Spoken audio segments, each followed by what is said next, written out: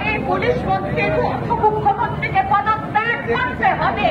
ভাঙচুর করা হলো কেন? জবাব চাই, জবাব দাও, চাই জবাব দাও। ১৪ই আগস্ট গুন্ডা দিয়ে প্রতিবাদী মঞ্চ ভাঙচুর করা হলো কেন? জবাব চাই, জবাব দাও, চাই জবাব দাও।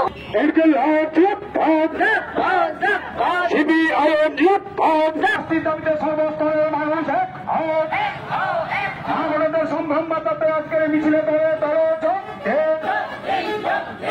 আর্জি করে ডাক্তার খুনের দায় স্বীকার করে পুলিশ মন্ত্রী তথা মুখ্যমন্ত্রী মমতা ব্যানার্জিকে অবিলম্বে পদত্যাগ করতে হবে। প্রশাসনকে লেলিয়ে দিয়ে একজন শিক্ষিত ডাক্তারকে চক্রান্ত করে খুনের প্রতিবাদে সর্বস্তরের জনমত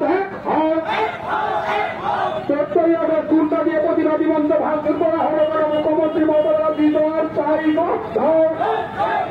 ২০১১ থেকে ২০২৪ সারা রাজ্য মিলে নারী খুন ধর্ষণকার স্বার্থে মুখ্যমন্ত্রী দেওয়ার চাই।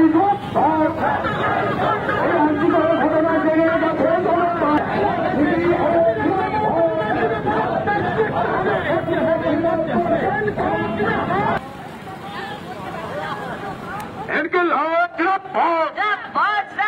সিপিআইএম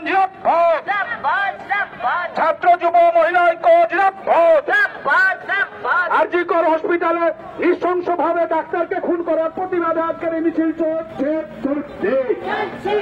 অবিলম্বে ডাক্তার খুনে জড়িত সমস্ত অপরাধীকে গ্রেপ্তার করে দৃষ্টান্তমূলক শাস্তির দাবিতে সিপিআইএম